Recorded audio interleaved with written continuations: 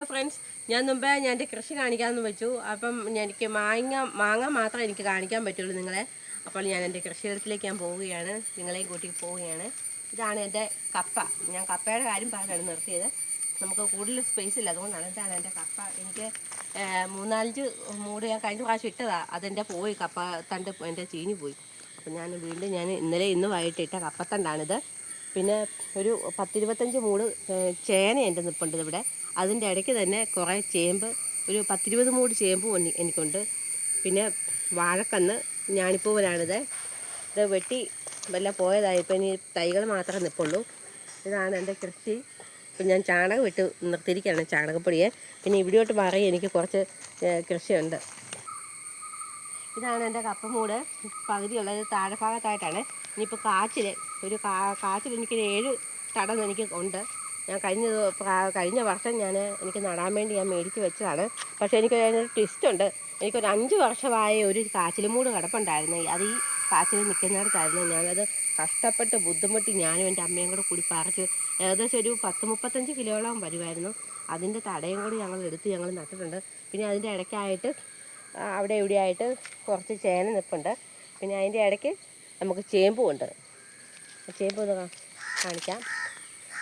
ഇതാണ് എൻ്റെ കൃഷി. എങ്ങനെ ഇതായാലും ഇതിപ്പം മൂത്ത് വരുമ്പോഴത്തേക്കിന് നമുക്ക് അത്യാവശ്യം നമ്മുടെ വീട്ടാവശ്യം കഴിച്ചിട്ട് നമുക്ക് സ്വന്തക്കാർക്കും നിങ്ങൾ വന്നാൽ നിങ്ങൾക്കും തരാനുള്ള സംഭവം നമ്മുടെ കയ്യിലുണ്ട്. ഈ കപ്പയുടെ കാര്യം ഞാൻ പറയുകയാണെങ്കിൽ, അത് ശ്രീരാമൻ എന്ന് പറയുന്ന ഇനത്തിലുള്ള കപ്പത്തണ്ടാണ് എനിക്ക് കിട്ടിയത്. അതിൻ്റെ കിഴങ്ങിൻ്റെ പ്രായം പറയുന്നത് 9 മാസമാണ്. അതായത് എനിക്ക് ഒരു മാർച്ചൊക്കെ ആകുമ്പോഴത്തേക്കിന് എനിക്കതിൻ്റെ വിളവ് എടുക്കാൻ പറ്റുമെന്ന് വെച്ചാൽ നല്ല മുഴുത്ത തടി പോലത്തെ കപ്പക്കിഴങ്ങുകളായിരിക്കും അതിൻ്റെ. ഞാനത് മുമ്പ് എനിക്കൊരു 10-15 വർഷം മുമ്പ് എനിക്കത് ഉണ്ടായിരുന്നു. നല്ല തടി വെക്കുന്ന സംഭവമാണ് ആ കപ്പയെ. 6 മാസ കപ്പയല്ല, 9 മാസ കപ്പയാണ്. അത് നല്ല സൂപ്പർ സംഭവം. അതിൻ്റെ തണ്ട് തന്നെ കാണുമ്പോൾ നല്ല വലിപ്പമുള്ളതാണ്. അപ്പം ഇതൊക്കെയാണ് എൻ്റെ കൃഷി. നമ്മൾ അത്യാവശ്യം എല്ലാ വർഷവും ഞങ്ങളിവിടെ അത്യാവശ്യം കഴിക്കാനും.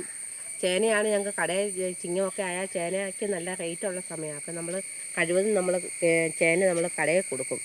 കിലോയ്ക്ക് 50, 60, 70 വരെ എനിക്ക് കിട്ടിയിട്ടുണ്ട് വില. കഴിഞ്ഞ വർഷം ഞാൻ 70-നാണ് കൊടുത്തത് ഞങ്ങളുടെ അടുത്തൊരു കടയിൽ. ചേട്ടൻ അത്യാവശ്യം നമുക്ക് നഷ്ടം വരാത്ത രീതിയിൽ ആ ചേട്ടൻ നമുക്ക് വില തരും. അപ്പോൾ എല്ലാ വർഷവും ഞാൻ ചേന പറിച്ച്, ഇപ്പോൾ ഈ പ്രാവശ്യം ഞാൻ ചിങ്ങത്തിൽ എനിക്ക് പറിക്കാൻ പാകത്തിനാണ് ഞാൻ ഈ പ്രാവശ്യം നട്ടിരിക്കുന്നത്. അപ്പോൾ നമ്മുടെ അടുത്ത വർഷം നമുക്ക് നടാനുള്ള വിത്തിനും കൂടെ ആയിട്ട്. അപ്പം ഇനി നമുക്ക് 2-3 തെങ്ങുണ്ട്. ഒന്ന് തൈത്തെങ്ങാണ്, 2 നമുക്ക് കായ്ക്കുന്നതാണ്, കായ്ഫലം ഉള്ളതാണ്. അത്യാവശ്യം ഞങ്ങൾ തേങ്ങയൊക്കെ വീഴുന്നത് വേനൊക്കെ കഴിഞ്ഞ പ്രാവശ്യം ഞങ്ങളൊരു 2 മാസം മുമ്പ് തേങ്ങ പൊതിച്ച് ആട്ടി വഴിയിൽ നല്ല ഇതുണ്ട്, നല്ല വെയിൽ കിട്ടും. നമ്മുടെ വഴിയിലിട്ട് നമ്മൾ ഉണക്കി അരിഞ്ഞെടുത്ത് ഭയങ്കര പ്രയാസം. നമ്മൾ കഷ്ടപ്പെടുന്നതിൻ്റെ ഒന്നും കൂലി നമുക്ക് കിട്ടുകയല്ല. തേങ്ങ ആട്ടിയാൽ പോലും നമ്മൾ 20 കിലോ ഒക്കെ കുറഞ്ഞ 20 കിലോയെങ്കിലും കൊടുക്കാതെ അവന്മാർ ആട്ടുകയല്ല. അപ്പോൾ അതുകൊണ്ട് ആ മില്ലിൽ നമ്മളത് കൊടുക്കും.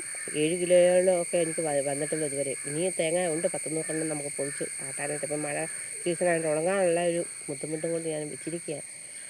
അങ്ങനെ എണ്ണ മേടിക്കും. ഞങ്ങൾ കടയിൽ കൊപ്ര കൊടുത്തിട്ട് എണ്ണ വാങ്ങിച്ച് വീട്ടാവശ്യത്തിന് ഉള്ള എണ്ണ മേടിക്കും. അതായത് നമ്മൾ വെളിച്ചെണ്ണ പാചകത്തിന് എടുക്കത്തില്ല. അഥവാ എടുക്കുവാണെങ്കിൽ തന്നെ വല്ല പീസ് മീനോ അങ്ങനെ ബീഫോ ഒക്കെ നമ്മൾ തയ്യാറാക്കുകയാണെങ്കിൽ മാത്രം നമ്മൾ വെളിച്ചെണ്ണയ്ക്കകത്ത് ഉപയോഗിക്കുന്നത്. അതല്ലാതെ ഞാൻ സൺഫ്ലവറാണ് ഞാനിപ്പോൾ ഉപയോഗിക്കുന്നത്. എന്ന് വെച്ചാൽ നമ്മൾ വെളിച്ചെണ്ണ കൂടുതലായിട്ട് ഉപയോഗിച്ചാൽ എല്ലാവരും പറയുന്ന അറ്റാക്കും അങ്ങനെയുള്ള BP അങ്ങനെയുള്ള സംഭവങ്ങളൊക്കെ ഉണ്ടാകുന്നത്. നമ്മൾ പ്രായമായി വരുവാണ് പറഞ്ഞ അമ്മയുണ്ട്, പ്രായമായി വന്ന അമ്മയ്ക്ക് BPയും പ്രശ്നങ്ങളൊക്കെ ഉണ്ട്. അപ്പോൾ അതുകൊണ്ട് ഞങ്ങൾ ഇങ്ങനെയാണ് ഉപയോഗിക്കുന്നത്. പിന്നെ എല്ലാവർക്കും ഇഷ്ടപ്പെട്ട് കാണുമെന്ന് ഞാൻ വിചാരിക്കുന്നു. ഇതാണ് എൻ്റെ കൃഷി. ഞാനെപ്പോഴും കൃഷി എന്ന് പറയുന്നു. ഇതാണ് എൻ്റെ കൃഷി. അത്യാവശ്യം കാര്യങ്ങൾക്ക് നമുക്ക് എല്ലാം നമ്മുടെ വീട്ടുമുറ്റത്ത് ഉണ്ടായി വരും. പിന്നെ എൻ്റെ പുറക് വശത്ത് എനിക്ക് ചീനി നിൽപ്പുണ്ട്. പച്ചമുളക് തയ്യ്, അത് ബഡാണ്. അത് 2 പ്രാവശ്യത്തോളം 2 വർഷത്തോളം അങ്ങാണ്ടായി ഞാനത് കുഴിച്ച് വെച്ചിട്ട്. അത്യാവശ്യം എനിക്ക് മുളകും കിട്ടുന്നുണ്ട്. ഞങ്ങളുടെ ആവശ്യത്തിന് എടുത്തിട്ട് ബാക്കി എൻ്റെ സഹോദരിക്കും പിന്നെ എൻ്റെ അച്ഛൻ്റെ അനിയൻ്റെ വീട്ടിലുമൊക്കെ ഞാൻ കൊടുക്കും. പിന്നെ എൻ്റെ അയൽവക്കത്തുമൊക്കെ കൊടുക്കാറുണ്ട്. ഇതൊക്കെയാണ് എൻ്റെ എൻ്റെതായ എൻ്റെ പച്ചക്കറി കൃഷിയായിട്ട് ബന്ധപ്പെട്ട എൻ്റെ സന്തോഷങ്ങൾ. പിന്നെ എൻ്റെ മൂലയിൽ എൻ്റെ വീടിൻ്റെ പറമ്പിൻ്റെ അതിരായിൽ ഞാൻ കൊണ്ട് ഒരു ഞാലിപ്പൂവിൻ്റെ തൈ വെച്ചിട്ടുണ്ട്.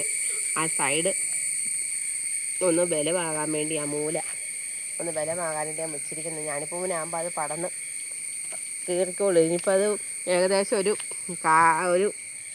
5.5 അടി പൊക്കം വരുമ്പോഴത്തേക്കിന് അത് മുള പൊട്ടും. ചൂട്ടീന്ന് മുള പൊട്ടും ഞാലിപ്പൂവിനായതുകൊണ്ട്. അപ്പോൾ അതവിടെ ഒരു നല്ലൊരു സ്പേസായിട്ട് എനിക്ക് തോന്നുന്നത്. നമുക്ക് ഒരു ഇല എടുക്കണമെങ്കിലും നമുക്ക് അടുത്ത പറമ്പിൽ പോകേണ്ട ആവശ്യമില്ലല്ലോ, അവനവൻ്റെ പറമ്പിൽ ഉണ്ടാകുകയാണെങ്കിൽ. അപ്പോൾ അതുകൊണ്ട് ഞാൻ ആ മൂല കണ്ട് ഞാനൊരു ഞാലിപ്പൂവിൻ്റെ തൈ വെച്ചിട്ടുണ്ട്. പിന്നെ ഇതൊക്കെ ചെടിയാണ് നിൽക്കുന്നത്. എല്ലാവരും ഓർമ്മ കാടാണ്, ചെടിയാണ് കേട്ടോ. ചിങ്ങമാകുമ്പോൾ ഞങ്ങൾക്ക് അത്തപ്പൂക്കളമൊക്കെ ഇടണം. അപ്പം അതിന് വേണ്ടി നാടൻ ചെടികളാണ് നിൽക്കുന്നത്. ഇത് 4 മണിപ്പൂ. ഇതിപ്പം വിടർന്ന് കഴിഞ്ഞു.